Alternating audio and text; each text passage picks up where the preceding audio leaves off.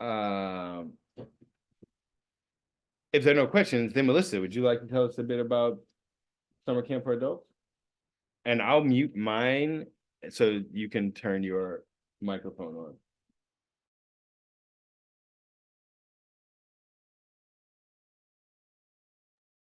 Hello, everybody. Can you hear me okay? You can hear me, Chris? Yeah. All right.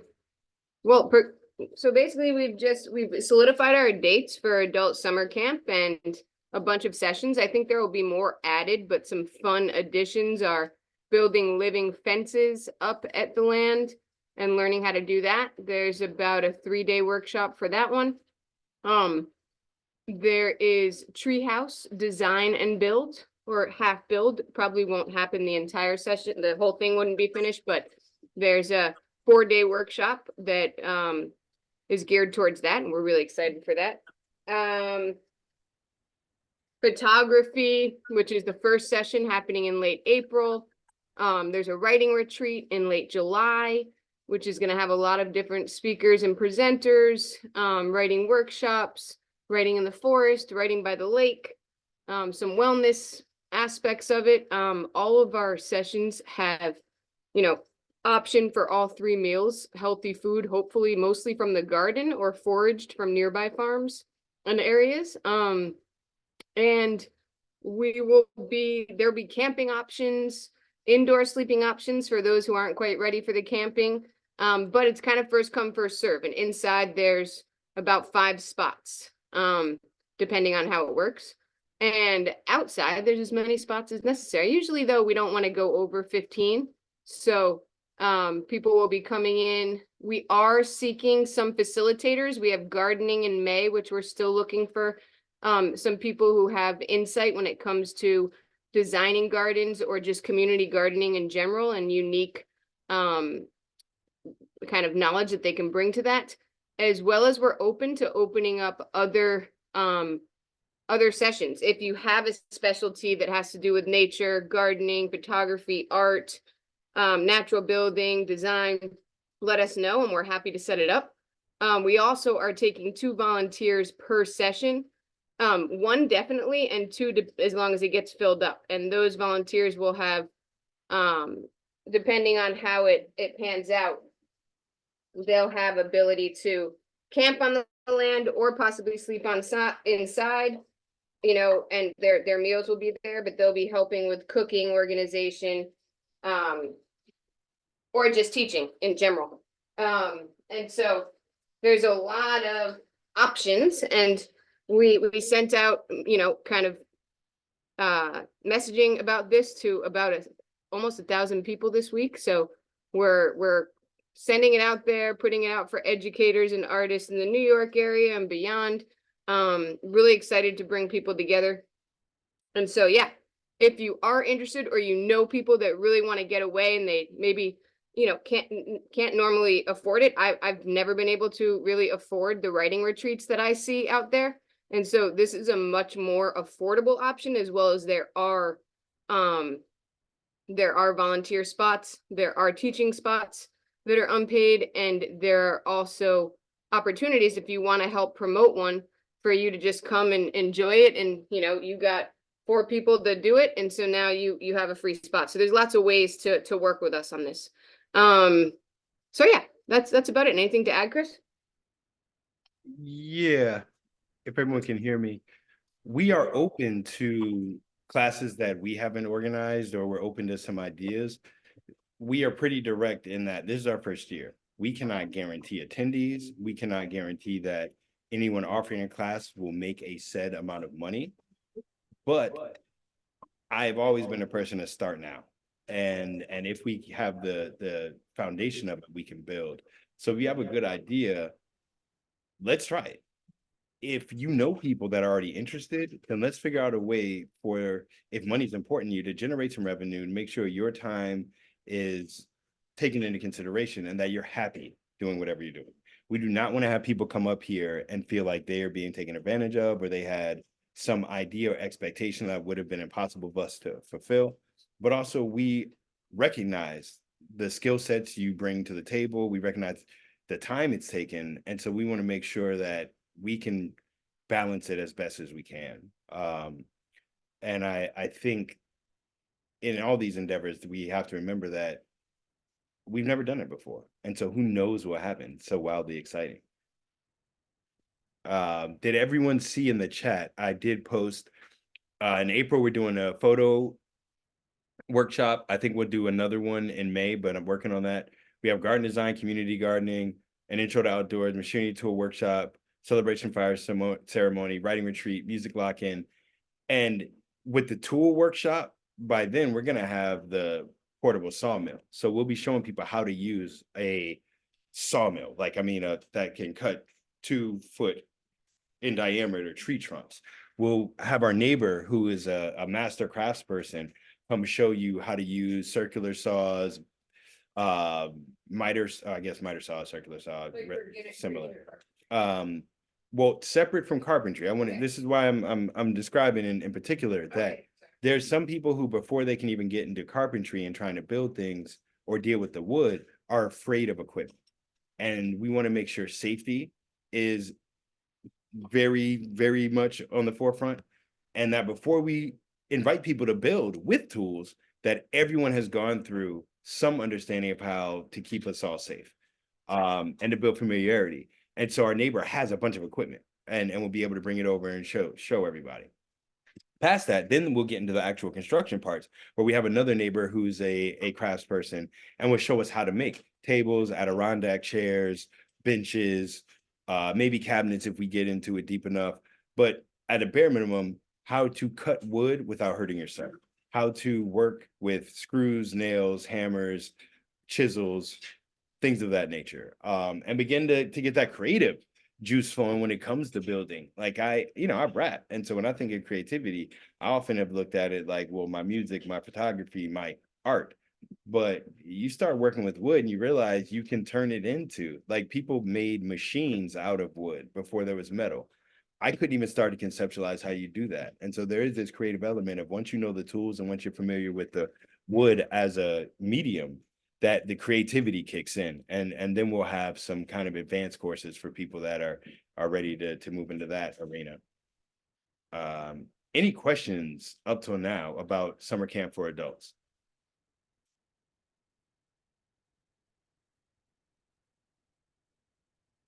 No? Okay. Questions. I'm sorry. Yeah. This is mid bath. With the baby. So quick question. In terms of deadlines to sign up for some of this stuff, both as a facilitator and as a participant, what's that look like? And then I know you mentioned it being affordable, but do you have even if it's not final, do you have an idea of range? But like, let's say I want to set up for the tool and the kind of the 101 using tools and crafting course, but I also wanted to maybe facilitate a workshop of some type. How would that scenario work as well? So you'd be in a special group. If people are facilitating a workshop, I'd like to figure out, and especially if we can't come up with a way to compensate them to their history and skill set, that we would then offer them opportunities to participate in other workshops. We do have some examples of a price scale. Melissa, what was one of the options that you would come up with? And it also depends on the type of workshop and how many, like for the not the tool one where we'll have all our tools, but for the actual carpentry workshop where we're going to build something, unless we get all of the supplies donated in terms of lumber, then that's going to have a higher cost, because part of the fee will be paying for the lumber that you get to take with you once you've made your cabinet or table or what have you. But Melissa, what's the one that you have already? In regards to just general payment for situations that aren't, where you're building something and taking it with you, like where you're actually paying for the materials, $25 a night for camping and bringing your own camping stuff. And with that, you would have options for food. You can either pay for all 3 meals a day, or you can pay for 1 meal a day. That ranges between $10 and $50. And then there's, if you'd like to use a tent, we have a certain amount of tents that are available and platforms. And that would go up to $50 because we're providing your camping materials, or at least the tent, sorry, and the platform. And then if you want to stay inside, there's $75 options in the camp room, or you could have your own room for 110. So it kind of is a scale. And you can be in charge of, if you're open to camping, you could pay, as low as $40 or $35 a day for some of the workshops that don't involve the higher level materials.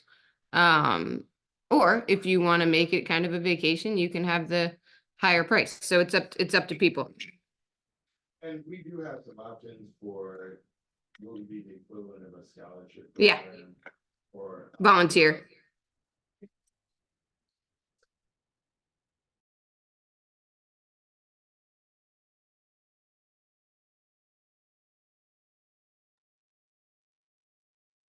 Hello, can you hear me? Yeah. We also have a scholarship option, which is separate from the volunteering, and we can get into that. I think, Stevenson, if you have an idea for your workshop, I put in the chat the email and send us the idea, and then we can start working on what makes sense in terms of compensating you for doing your workshop versus coming to other workshops. Gotcha. But we'd like to make it so that like we did one that was a cob oven building project. The person hosting it already has a network of people that come to their workshops. They do the marketing, they do the outreach, they manage all of that administrative stuff. We provided the space. We provided 3 meals. People camped on the property. We helped organize and structure everything. We provided a lot of our tools and other items to use. And he charged people, I believe, $800 to $900 to participate. In that, it covers the cost of his materials. It covers the fact that he's giving them the actual workshop and lesson, and he's a contractor and builds and travels the country building these things. And he found a number of either couples or individuals who could pay that. We didn't get any of that money. We end up with a cob oven on our property, and we actually paid to cover the cost of the food and to build the structure around the oven. That's a very unique scenario to where he had 8 or 9 people that would pay $800 to $900. But that's how these workshops can grow. There are people that do yoga retreats for a weekend and they pay $150 a day for it. They pay $250 a day for it, and it goes up from there. I don't think I have the audience for that. I have made the mistake in the past 15 years of New York of saying anyone's allowed to come. All my parties are $5. They might be $10. So now if I tell people things cost money, they look at me like, I don't give you money. I'll buy a $150 pair of sneakers, but I will not give y'all money for that. So we're going to be doing a lot of expanding in our marketing and our promotion and our outreach and trying to move this to a level to where it makes sense for all parties involved. But I know if we're doing workshops that cost $800, I don't expect any of y'all to ever pay that. You know what I'm saying? Like part of my goal is we work it out so the homies are always involved and we're able to do things that also make it economically viable. Go figure. Any other questions? And Nick, I just sent the name of the town in the chat. It's Richfield Springs. Our property is in between basically Fly Creek and Richfield Springs. We are on the east side of Canandaigua Lake, on like a nice little hillside that goes up to a miniature mountain. If you all go on a map and look at Otsego County, that's the general the county we're in. And if you want to find the largest or most well-known towns or cities in that county, Oneonta is one of the larger ones. There's a college there, and that's like 40 minutes south of us. Then Cooperstown is about 20 minutes south of us. Baseball Hall of Fame is there. They get 500,000 tourists a year there. It's the most poppin' kind of area anywhere close to us. If you want to go somewhere where there's more activity, it would be Oneonta, Utica, or all the way over to Albany. So we're out there, middle of cow fields, old dairy farm area. Okay. So any more questions about adult summer camp?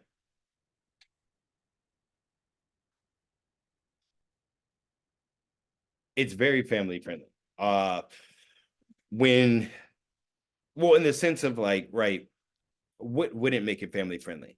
For any of these workshops, we're not purposely doing nudity. We're not purposely doing any type of sexuality. We're not purposely doing any type of drug use. We're not purposely, I think, involving activities that would be difficult to silo, or like if we're gonna have like live music or comedy at night, there'd be ways to make sure that like the 5-year-olds aren't running around. If you are bringing a small child, you'd want to stay inside. And we have 2 bedrooms that are available when people come up. Each one has access to a bathroom, and we'd have to think about how the age of the child. But haven't we had people bring their kids over? Yeah. Yes, absolutely. Also, there are kind of some affordable options in the area. Like if you didn't want to stay on property, there's a place right down the road, that's $100 a night. There's another place on the other side that it's really cool. We don't always recommend it, but also affordable. So there are some other situations, and we can always work with people, but I don't think I think it would be very personally, I think it would be pretty friendly to young people as long as you kind of have your own boundaries and know what they are and kind of vocalize them. Yeah. Well, I'm thinking cleanliness, right? Like if you have a child of somewhat younger age, managing their bowel movements and bodily processes. Oh, like an infant? Yeah, that would be a little harder, but Any child, I assume under 2 or 3. I don't know when kids potty train, basically. I don't know anything about kids. So that could No, be no, 7 years old, that could be 2. I have no idea. listen, and I don't want to monopolize the conversation, but I just was curious, just because it's crossing my mind. I've been doing all my YouTubing about the camping, and I'm planning for this to be my friendly, safe entree into intro to camping. I'm like, oh, I can trust you guys. I'll be in the yeah. wilderness with my friends, and Now, because I want to be able to take my son camping, so I'm trying to now get Stevenson, you know knowledgeable and experienced in a hurry. if you do want to talk to some folks who go camping with kids under the age of 2, I have some close friends who brought their infant camping all over upstate New York, and they probably have really good advice for you, and they would be more helpful than maybe Chris or I in that scenario. But it's definitely fun for infants and young kids to do that, and very feasible. We just have Okay. to know the things. Listen, I have no clue, so I'm asking. That's really what it's about, and I might get overridden, and need to pick a time that we could take advantage of the inside anyway. I might get, but I would like the camping opportunity is what I'm interested in first. You ask an awesome question that I haven't thought about is what to even consider when bringing a young person out in the woods. Like our house will be a 2-minute walk from wherever you're camping, unless you want to purposely camp all the way up on the top of the property. So you'll have access to whatever's needed in terms of water, food, bathroom, medication, whatever you might need. But for thinking towards the future of how do parents of young children bring those kids out, and what become the issues or problems, I wouldn't even know where to start with that. So thank you for bringing that question up. Now, what's up? I think got some new folks. Saw Tori. And by the way, for people on here, I just want to give a brief intro. Stevenson's the homie from Bishop Gallery, as well as just like it's been years, decade hanging out. Tori's the homie up in New York.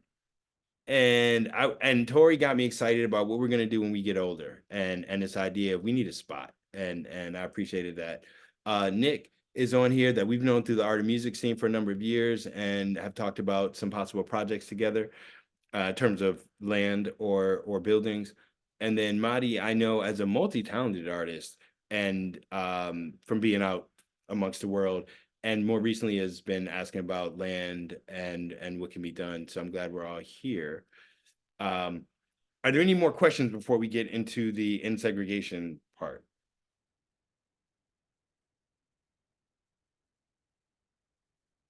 Melissa, were you gonna say something? Oh, I was just gonna say, it would be fun, maybe not at this one, but at some point to talk about.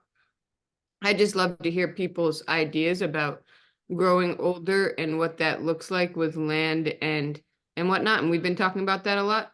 Not like now, but we could talk about that at another point. Well, maybe for next week, that's something to think about is where have you seen it go well as people age? What are things we don't want? I already know a bunch of those. Mhm. And what are the obstacles? Like, what are the things that we're going to need to do as preparation? And seeing that we have 20, 30, 40, 50 years, depending on how young or old some of y'all are, this would be a great, I think, conversation for next week. That cool with people? If folks up for that, that would be great. And I'm going to go through this next part very quick. I do want to keep the focus of Black land ownership at land and avoid politics, avoid Republican, Democrat, avoid the notion of rural or urban, but focus land, nature, conservation, unity, solidarity, a holistic approach to these things, non-exploitative land use. There are some things that keep coming up though. And this, as I travel, I was in Austin, and maybe 2 years ago, this woman had a binder this thick where she had gone to the archives and found city records that established the segregationist policies of Austin as a city. It wasn't the banks redlining. It wasn't individual developers saying we won't build for Black people or sell to Black people. It wasn't individual homeowners saying we will make an agreement amongst neighbors to not sell to Black people. These restrictive covenants were zoned by the city so that Austin itself said no Africans or Black people are allowed to live west of what's going to be the highway. There's a name for that roadway. And so as Austin developed, the Black people could not live in the other parts of it. The rest of it develops. And so what happens 80 years later, 100 years later, this area that's all Black is literally right next to what's almost downtown. So what starts happening is using taxation policies and other measures, they start moving those Black people out. Where can they move to? For 70 years, their homes have been valued less than they were worth. And so they couldn't afford to move to other parts, as well as for up to 1968, restrictive covenants were enforceable. All right. So I was born in 78. 10 years before I was born, there were areas of the city where if you tried to buy a house, and the paper said no Black people can buy it, and you went to court and said that's illegal, the court said no, it is not. You can buy a house in another part of the city. Now, the other part of the city is where the chemical dump is. The other part of the city is where you can't grow anything. The other part of the city is where instead of the properties being zoned at 2 acres, 1 acre, half acre, they're broken into quarter-acre plots with multifamily housing on them, and you have to live with other people. There are only 5 single-family houses in that area, or what have you. You can imagine what that does over time. So, okay, you have this area where Blackness stays Black for 70 years. It starts getting pushed out. There's no Black history in the rest of the city. So the only place where there has been Black history is now being taken over by the new folks in Austin that are in tech and take a $150,000 house, flip it, sell it for $400,000. 2 years later, that person flips it, sells it for $700,000. 2 years later, you look up, in a 10-year time period, housing values have gone from $150,000 or $200,000 to $1 million, and none of the Black people that live in the city can afford to move anywhere. Well, the person says, well, now they can sell their house for $1 million. No, they can't. They held on to their house, so theirs is that one that was at 150. Now it's worth 350 or 400, maybe 400, 500. You'd be like, wow, for that house, you'd get 400 or 500,000. Yeah, you sell it and can move where? The houses in your neighborhood are now worth 800,000, 900,000, and the better neighborhoods, quote unquote, they're multifamily now. If you want to buy an actual single family house in those areas, they're 1.3 million, they're 1.5 million.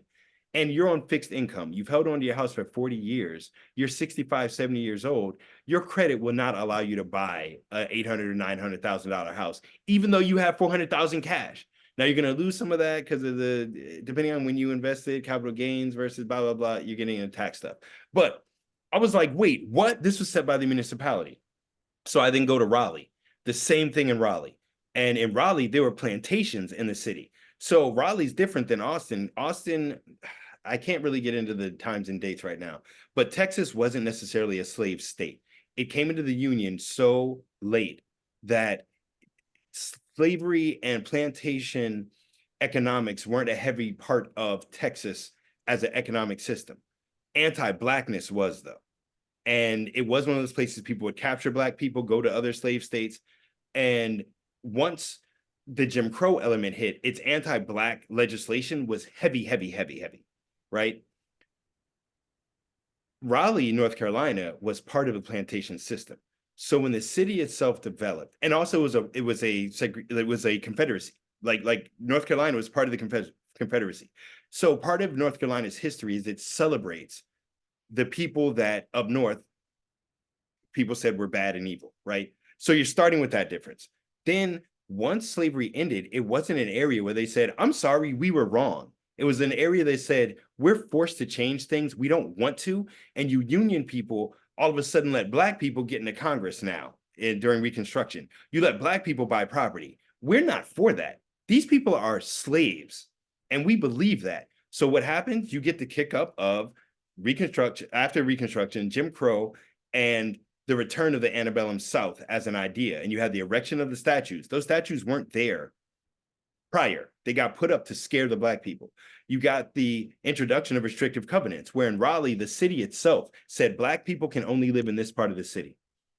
And if you look at their maps, it shows you how the plots are differently sized, how it was zoned so that you could not build certain types of houses there. You could not have certain types of businesses there, and it restricted where Black people could live. It also restricted where white people could live.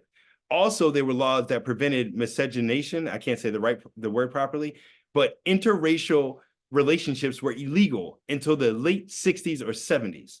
Okay, so you have a city where the city says, white people, you can't live with the Black people if you want to. Black people, you can't live with the white people if you want to. Developers, you're not allowed to build housing for Black people in any other part of the city than this. Individuals, you're not allowed to sell your house or property to Black people except in these areas. So that goes on until the late 60s. So then now we have civil rights and we have the past 40 years, 50 years of freedom. How likely is it the same banks that deny Black people loans for 70 years are going to give them loans now to move into white areas of town? How likely is it these same housing authorities that did not allow Black folks to buy will now let them buy? And keep in mind, the Real Estate Association, if you look it up, the RSA, it was the one that started imposing some of the restrictive covenants as policy in the 20s and 30s. There was a big meeting, and the Real Estate Association board went out and told various communities, we will not sponsor your real estate agents. We will not support or get your houses insured if you do not follow our policies of implementing restrictive covenants. So you would think those restrictive covenants got removed. No. In the 20s and 30s, they were reinforced as being totally legitimate as part of the separate but equal policy. By 68, you could not enforce that policy anymore. But did they actually remove the language? No. So there are tons of municipalities right now that have language on the books that say you cannot sell your property to a Black person. Now, an outsider would say, no, but the Supreme Court said you can't enforce that law. That law is delegitimized. Well, if we think about Roe versus Wade, all of a sudden, an issue that for decades the federal government protected came in and said, we will no longer decide. We won't tell you what to do, but we will let the states decide. At that point, it goes to state and local legislation, and it's possible then, if that were to happen with an issue like these restrictive covenants, that the state and local level would be able to then enforce them again. Now, a person would say, no, that's impossible, that's racist. We're living in a time where saying something is racist gets you called racist, while the people running it have no Black people in the room. So I want to address this. And so how do we change it? One would be have individuals and municipalities research the history of restrictive covenants where they live and advocate through their local government and through the not-for-profits that are already established to get the language removed and wiped from the title and deeds. It is possible. There are states that have done it. Numerous people will tell you you cannot alter a deed or title. That is a lie, okay? It has happened. It is happening now. On a developer level, as developers and different entities come into municipalities and take advantage of that history and are able to buy properties and whole blocks like in Baltimore or whole blocks like in Austin, they have to recognize the history of the city, because the developers are going to say, we didn't do this. We come into a place, this neighborhood meets our requirements economically. We can buy the property for this little, we can build on it and sell it for this amount. And it's an economic zone where we get incentive from the government as a tax break. That they have a responsibility then to preserve the cultures that have been isolated to those areas. And that if you come into Brooklyn, if you come into East Austin, if you come into Southeast DC, if you come into Northeast DC, you have to put effort into preserving culture. How do you do that? Work with possibly community land trust. Allow and advocate and help prepare community members to be co-owners of these new developments. Create real estate investment trusts with the community members. If you need 100 members of the community trust, go in with the people who live there, right? And then on a municipal level, leverage the cities to say that you are directly responsible for the displacement of Black folks, for the marginalization of Black folks, and for the economic instability they have suffered. What is the recourse? You won't be able to give them money as reparations. We will never be able to figure out what their property would have been worth, how their neighborhoods could have grown, how much they've been limited in terms of economic opportunity, education, healthcare, all the things you'd have to add up. And it was 100 years ago, statute of limitations. What could you do? Also, no one cares about Black people anyway. What could you do? Force them into changing eligibility for historical preservation. And right now, it's very difficult for Black folks, neighborhoods, and communities to fulfill all the eligibility requirements. Yet, historical preservation has been used to keep Black people from changing white buildings, Irish buildings, Italian buildings, Scandinavian buildings. And so there's been an imbalance historically. Ren knows more about that in terms of how historical preservation has been used to stop Black folks from advancing in the city while preserving white culture, and simultaneously preventing Black folks from preserving their culture and allowing white folks to encroach. So I'm interested in the end segregation campaign with an ask, whether it's for individuals who live in these neighborhoods, whether it's for the developers and corporations building, or whether it's the municipality. This ties into Black land ownership because we historically don't have the capital to buy upfront. Why? Because how do you get capital to buy land? You sell land. If you've been forced to live in an area where your homes are valued less by the banks and by appraisers and assessors, which is still happening, that's in the news right now, then how can you ever expect, right, to advance? And so SAS, my friend Jessica works in the city office in Raleigh. She left because of the open use of the N-word, and that people do not care about Black people, tell you they don't care about Black people, and tell you Black people complain too much, that we're lazy, we don't work hard enough. And what my research has uncovered is that when Black people work just as hard as the other communities around them and go into the bank and have the same credit score, they get a lower rating. They get worse interest rates. And so when we tell people, they don't say, this is a problem, let's fix it. They come up with an excuse of why it happens.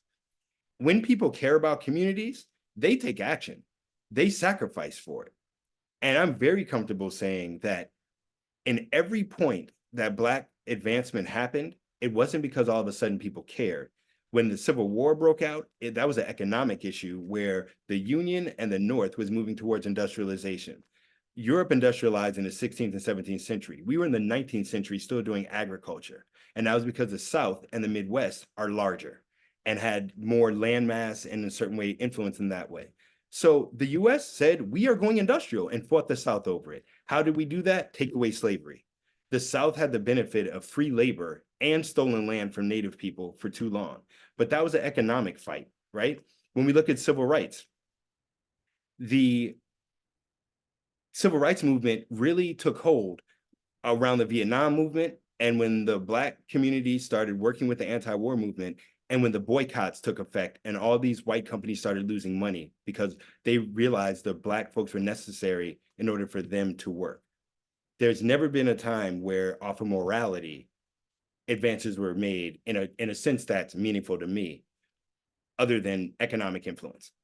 And if you go into offices now and you go talk to people, people say, yeah, you know, it bothers me, but, right? Now, Melissa, what's your question, or what would you like to say? Oh, I was just jumping in. I'm sure that, because Sash, you're in Canada, right? So I would imagine watching the media of the United States, it's probably hard to kind of visualize, because I think the media has a very skewed vision of how things work here, or shows a very skewed vision. But one way to just look at the way that I look at the system, and one of the reasons why I care so deeply about Black land ownership, is looking at education in the United States, which I think is sort of a microcosm for the larger macro issues or political issues or national and in ways international issues. Is you see how what Black youth are relegated to in this country because of the institutional oppression and systemic oppression that exists here. And it mimics what you see with banks and real estate and land ownership. It mimics what you see with the prison industrial complex, what you see with basically each and every system within the states.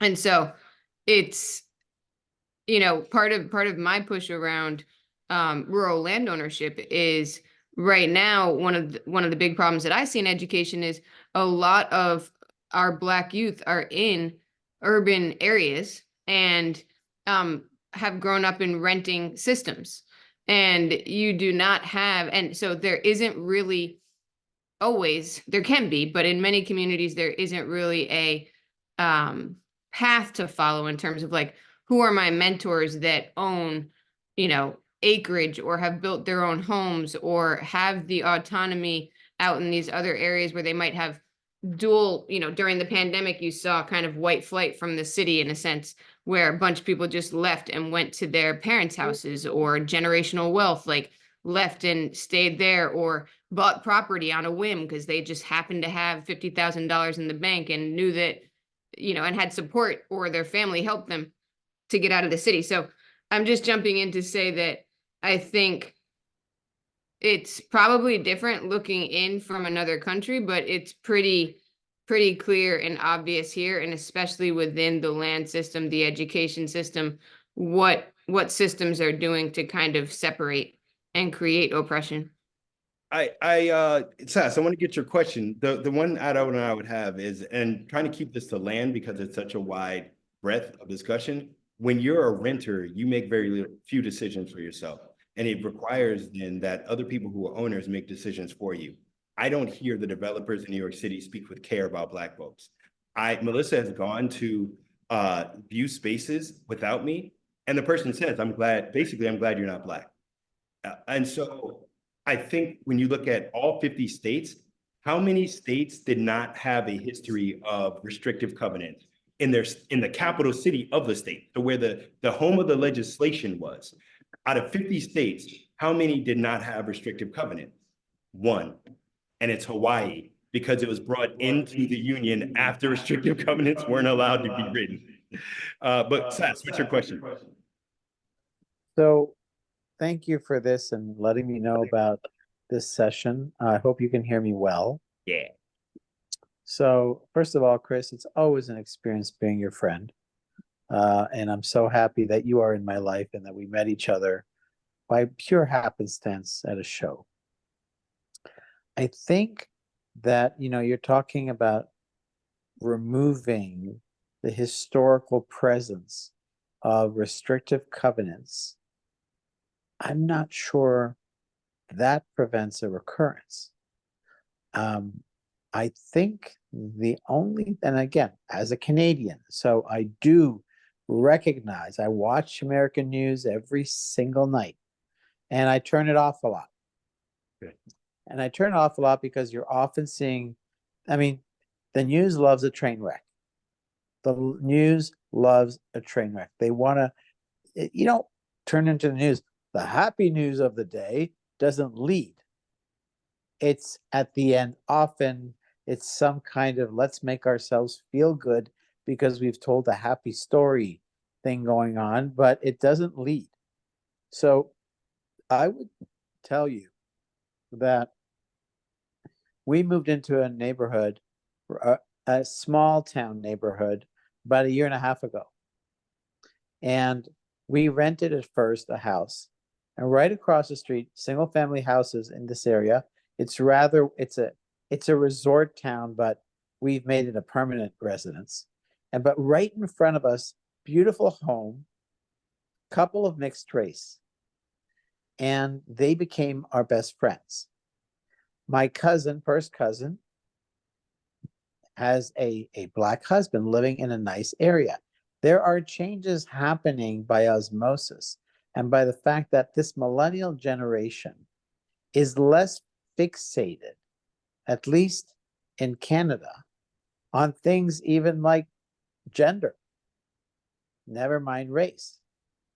I'm seeing a change of thinking amongst younger people. Now, whether that floats up to their parents, I doubt it.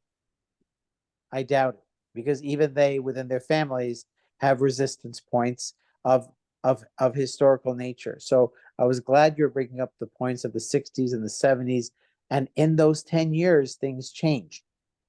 So what I'd like to hear from you is, how do we create further change for the future? I think it's a great question. One, I have to be honest and say that incrementalism has been a part of the Black freedom struggle for 400 years, and we are running out of time. The compression of economic distance and disparity, if you look at the average income of a Black person in 1940 in relation to the average white person and the percentage difference, and look at it now, it's vastly worse now. That doesn't make any sense. When we look at the disparity in home ownership, it's worse now than at other times in the past. I don't disagree that there are people and places that are becoming more understanding of common humanity. But one beautiful thing about traveling the past 3 years is I've met beautiful, amazing people all over the country. And I've been through Florida, Texas, Arizona, California, Tennessee, Pennsylvania, Maine, all these places. Everywhere I've been, there's still Confederate flags up. Everywhere I've been, people are mad that Black people are seeking equality. Everywhere I've been, there are more people who say Black people need to shut up and stay where they are than they're willing to risk their jobs to fight for equity. And that's going to be part of America. We have 400 million people. There will be no unified approach to anything. One consistent response I get is, Chris, stop asking for the change. You don't deserve equity. And that's not from you, Sass. That's not from your neighbor. That's not from my boss. That's from when I go to organizations that make decisions on policy. That's when I sit in a room of 300 medical professionals that all have advanced degrees and are all very intelligent. And some of them work at Harvard, Yale, UC Berkeley, an institute in Israel, an institute in Brazil, an institute in Korea. And they say, we're not focused on you. We don't know how to do that. And I've recognized that I require more care, right? As a relationship partner, there were people that I dated who said, I do care about you. Here's how I express it. And I used to let that dictate what I thought my care need was. Now I understand my care need is based on what the community is. And the community is saying this, this, and that. And non-community members keep saying, but we do care. We're doing what we could while not doing it. And there's a disconnect between how much effort is going to be required from the majority culture for them to fix their problem. It's not on me to fix racism. It's on me to stay alive, be happy, and spread love while dealing with racism. It's on the hegemony and the people that cause this problem to decide they want to fix it. And right now they don't. I can't spend my life trying to tell people who refuse to listen how to be human. What I can do is work with the individuals, work with the organizations, work in solidarity with community members, which is why Black land ownership works with non-Black people, which is why we think it opens up conversations about the indigenous community, queer community, trans community, all these marginalized groups, migrant community, people who are undocumented. The idea that now that you come back to Texas where your family may have been 150 years ago and got kicked off, you get put in a cage with your kid and you get separated and people get deported, and that's okay with Americans. There's so much of this that is I think a natural process, if you're a loving person, of building with people, with a natural process of solidarity of community. But I'm unwilling to accommodate what has happened.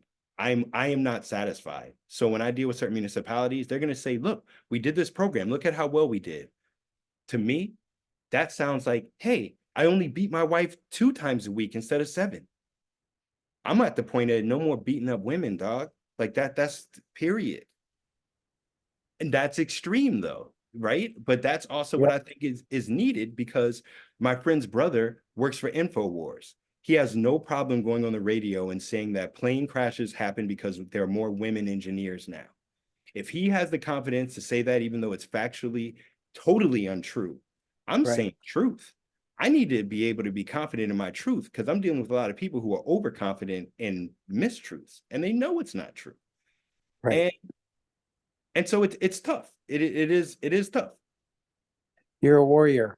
And I think you need to recognize in yourself the uniqueness of your character. You're a light in dark places. And I think that why we met is because I enjoy that light and I want to replicate that light. And I think you're right on so many points. But, and I'll say the but word. I don't usually say the but word, but let's say but one time here. The means to the end is as important as the end.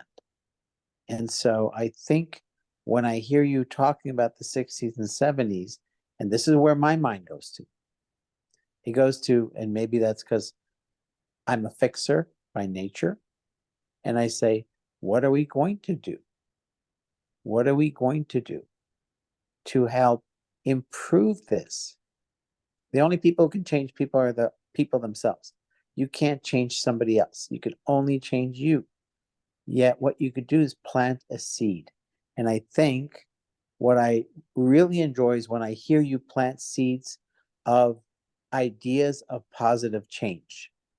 I've told you about my own personal life experiences that put me as an outsider, put me on almost, and I say the word almost, in your shoes. Not quite, but almost, because I was so different. And I had to fight in the schoolyard. I had to fight for my right to be me. I actually, at the age of 9, and I don't know if I've ever told you this, it was an arts and crafts class, and a kid walks in and starts painting swastikas on a 12 by 18-inch board. One in each corner, one in the middle. I still remember it. I knew at that time the evil, and I went up to it and I scratched it. And the teacher berated me and said, freedom speech. And I said, hate speech. And I think, to your point, when you have a bank that's still, you're hearing the N-word, nigger, all around, because it's still common, you've got to help one person at a time. Because I don't think forcing truly works. I think it neuters. I think it puts under the radar what was before over the radar, but I don't think it fundamentally changes people. And this is the beauty of Black land ownership, is the people that are already moving in a direction of solidarity. There's so much space in this country that we can work with them, and we can work with community members. There is an element of, and Paula Freire, a number of other people kind of talk about what are going to be the goals. Part of me is not to fight all the time. It's not against stuff. If where I live in Brooklyn, the housing is too expensive, the landlords are not friendly towards tenants, buying is very difficult. The banks are used to people buying as like funds or as groups of 4 or 5 partners. I can fight that, or I can go 3-4 hours north and we can buy a property. So I'm on the boat of do what you can in the moment, and love and positivity and that reality. I also don't see anything wrong with calling out people's inaction. I don't see anything wrong with identifying mistruths being propagated. Totally And agree. and one part about coercion, I'm normally not a coercion by violence person, but Black people were getting killed until the local government said, we will punish white people for doing it. monetarily and physically. Black people weren't allowed to go to schools until the National Guard showed up with a rifle in front of the school and walked in these 4 or 5 little Black kids. And because of that, state schools got integrated. In Canada, in 1950, were Jewish people allowed to go to school with everyone else? I believe so. In America, they couldn't. My mom was above a certain age and like in the 50s when schools were desegregated. She was already a practicing lawyer when the Civil Rights Act was passed. So while she was advocating for the law of the land, she was seen as a second-class citizen. I'm not supposed to be happy about that.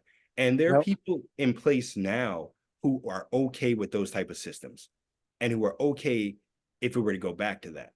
And I have love for them.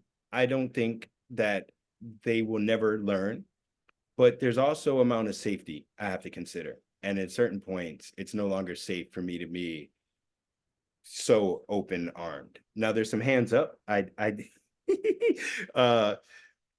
go. What was the order they went up in? I think it was Tori. Tori's first. And again, let's try to, because again, land, and I do want to talk about the buying plan, and we're already at 8 o'clock. So let's run it though. Now go ahead, Tori. I want you to share. Say what you're gonna say. I was gonna say, I mean, like, well, you know me. There's a lot that I could say. But I think the thing that that I know is that I wanted to touch upon is that yes, I don't want you or other and other Black folks and friends and more marginalized people than I to be fighting for themselves their whole life for like all of forever. So, and I can honestly say that even though people's opinions are really, really, really ingrained, I have had I personally had experiences where I feel like just talking and confronting things even on a one-on-one level is yeah, I can't have you fighting your entire, like, it's just no. But it's like yeah, is that one-on-one conversations, like, they do tend to, it's still too incremental though. But yeah, sorry, that was, and also just, I think that's it right now. Sorry. That's cool. Stevenson, you wanted to hop in?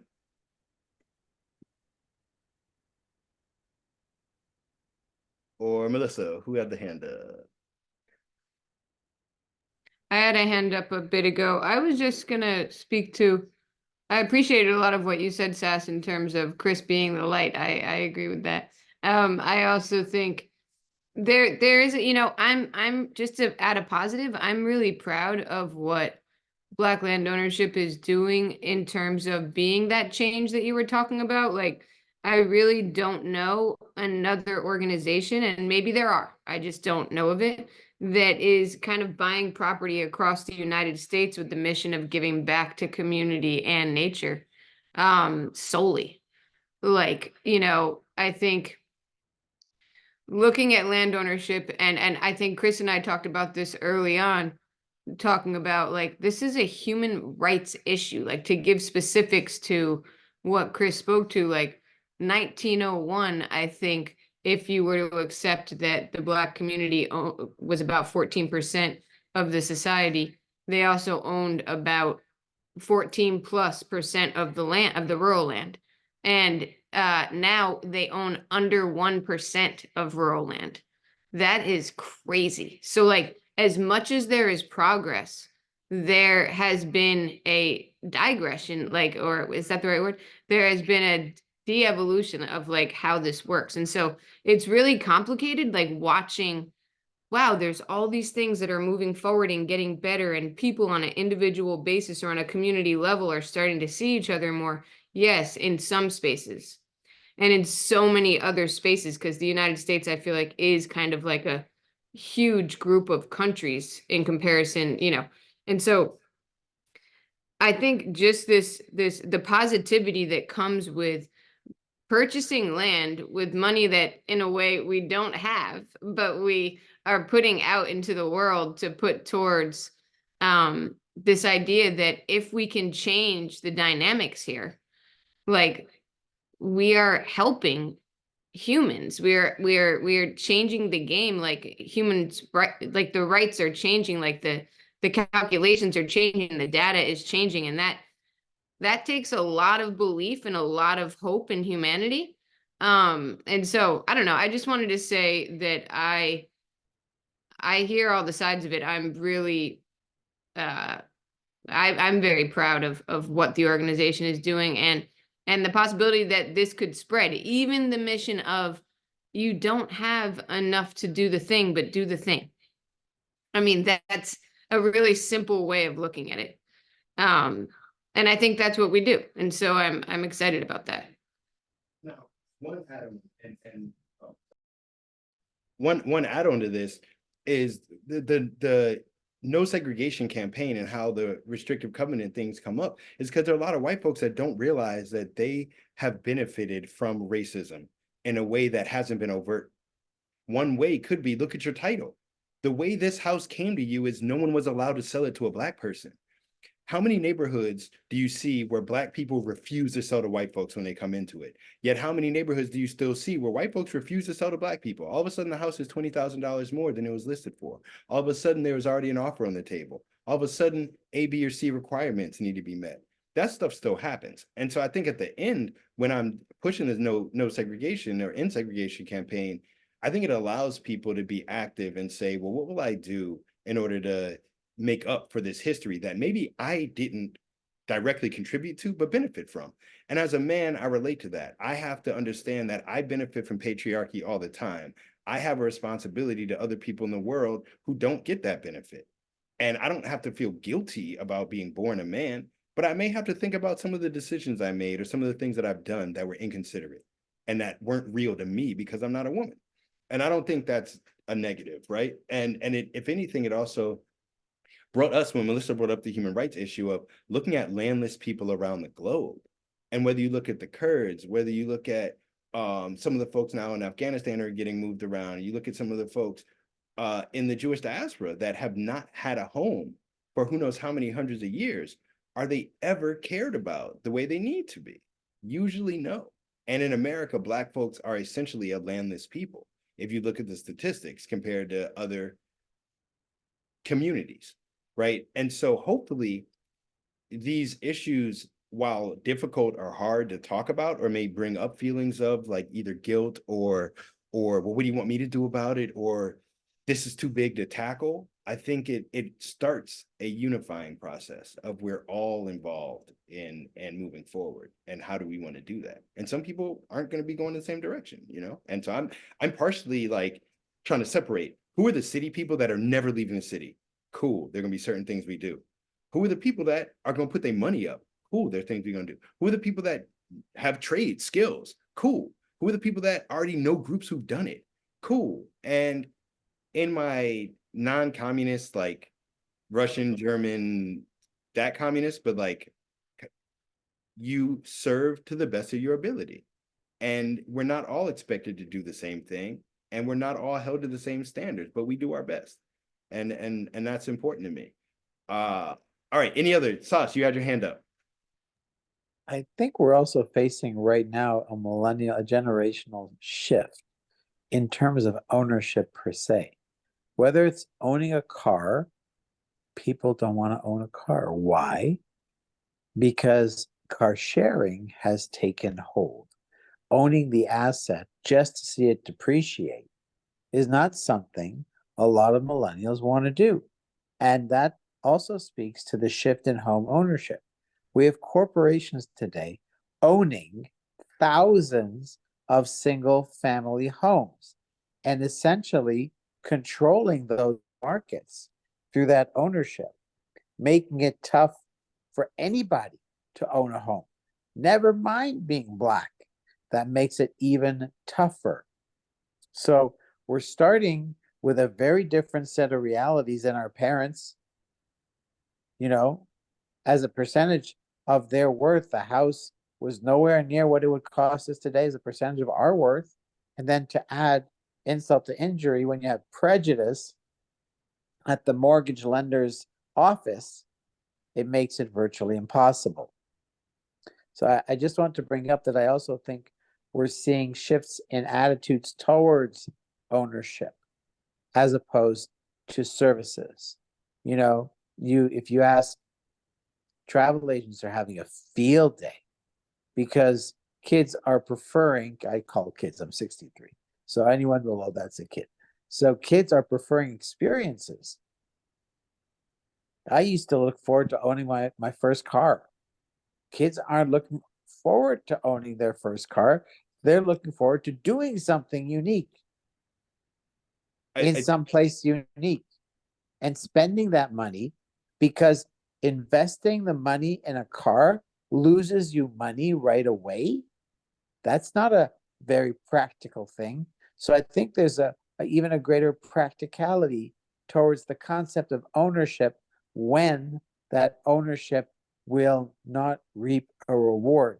Now, housing, to your point, has gotten really like rolling dice, because if you're in an area that those corporations are interested in and you own your house, you're going to make money on selling your house if you want to sell it. There's also the concept of, well, the house, nobody wants to buy my house. It's too expensive. I'm going to pass it on.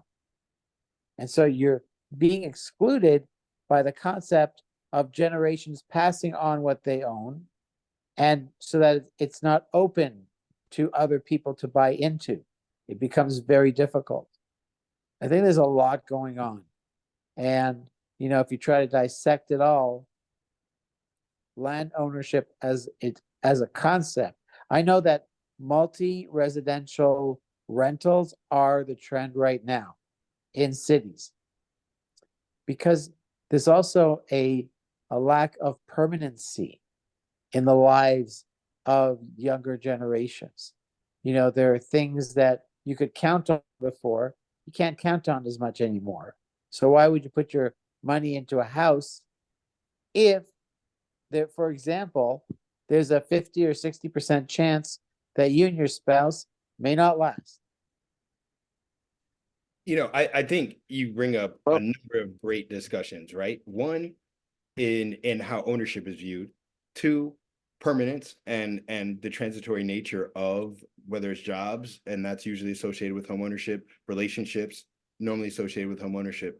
I'm going to take I want to table some of that for next week to come back to, but one element, because it's a chicken and egg thing of, if housing was more affordable to purchase, would more young people be interested?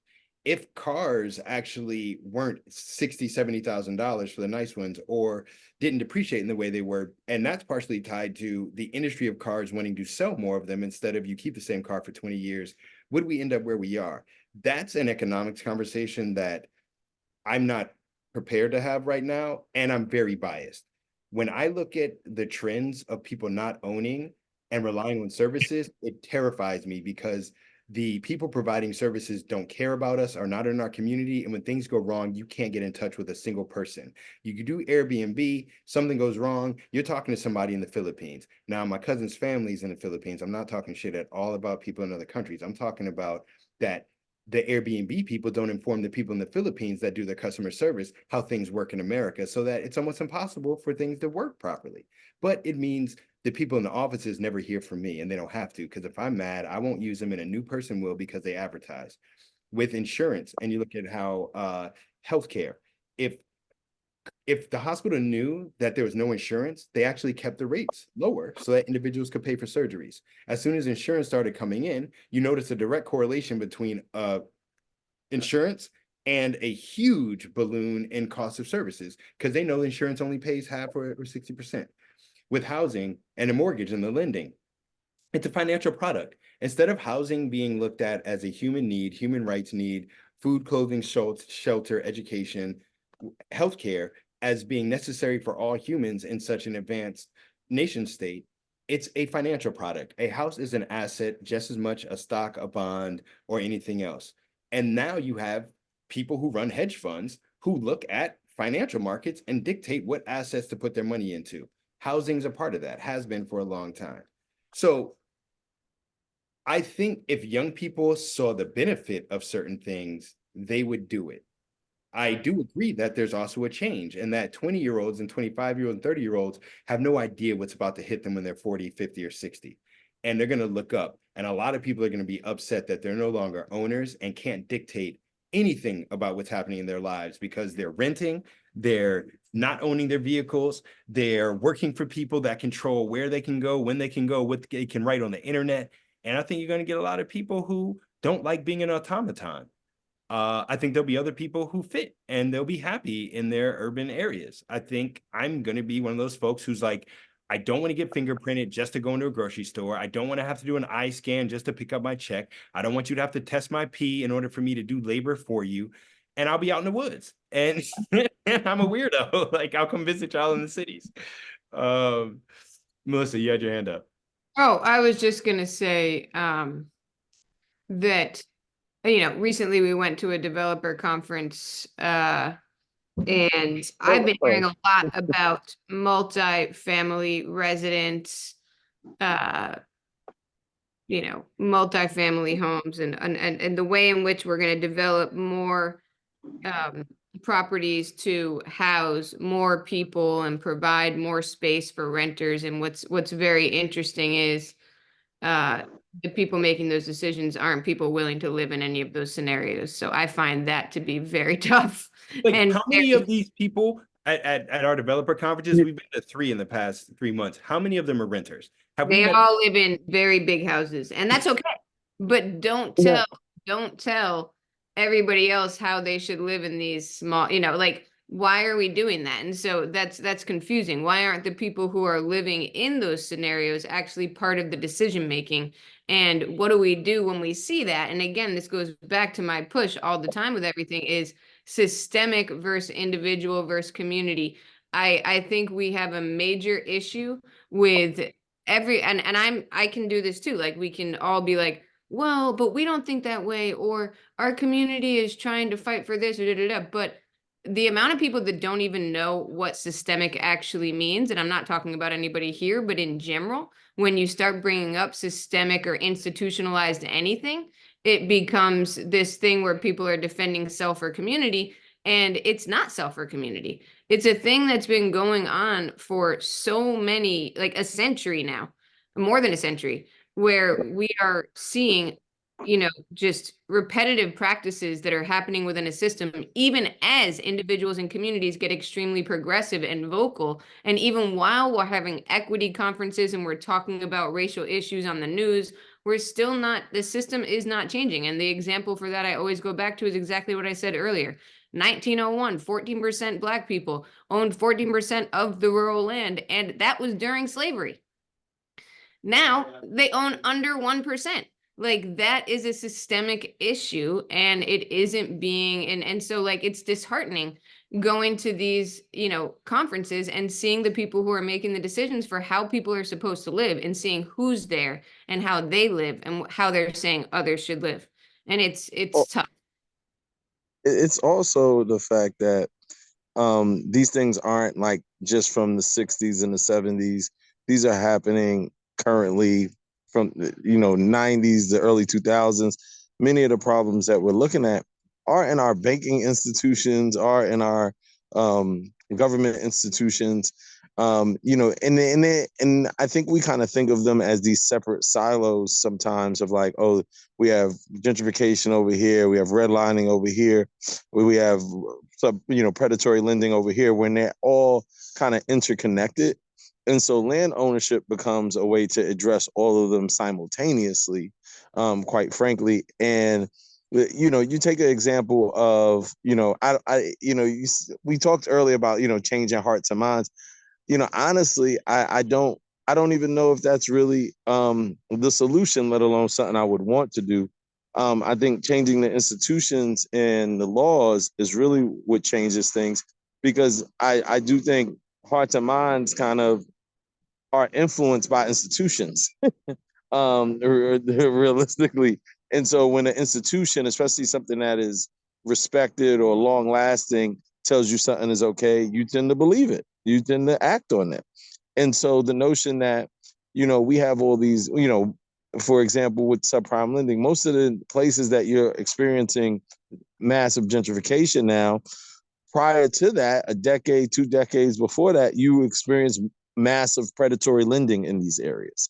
So it made the areas ripe to be able to be taken over for cheap, for pennies on a dollar. It made it ripe to be able to do massive foreclosures and things like that. And so I think, kind of separating the narrative of what's out there versus what is out there. Like, when we had the collapse in '08, that's an excellent example of like people putting out a narrative that wasn't really true, but everybody kind of bought into it.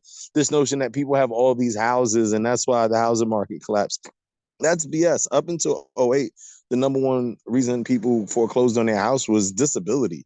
Like, oh, I'm injured, I can't work, so I can't pay my mortgage.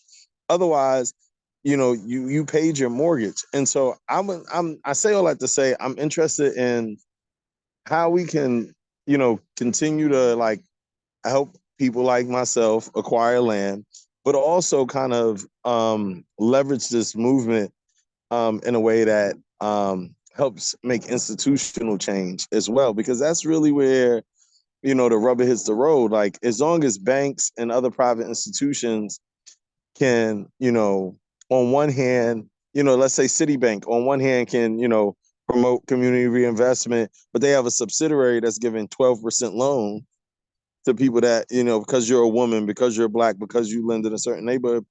As long as that's allowed, then these problems will continue to, they'll just, a new strategy will just be developed to prevent us from our goal.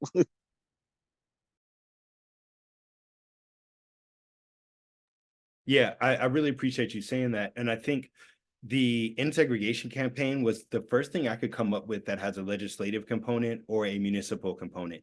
Almost everything else is theoretical, ideological, or so hands-on practice that you don't necessarily need a municipality. We're talking about how to grow in your own garden, or talking about how to save money in order to purchase land, or what lawyers to hire, or what platform to go through to find the land. This is the first thing to where it's like, call an office and find out if your property, if you're a homeowner, has this on the title or deed, and take the steps to change it. And if you can't because your municipality doesn't, now we're talking to a municipality.